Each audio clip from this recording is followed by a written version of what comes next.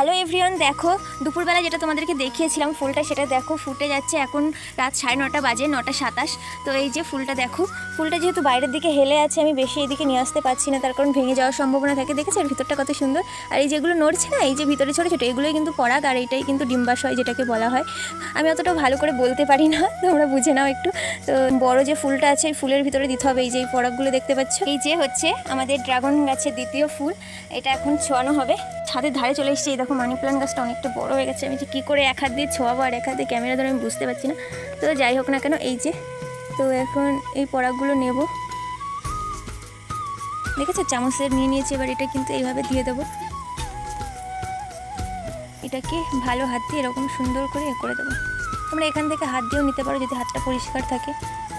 দেখো ফুলটা ছোঁয়ানো হয়ে গেছে, আর এখন ঠিক এরকম লাগছে।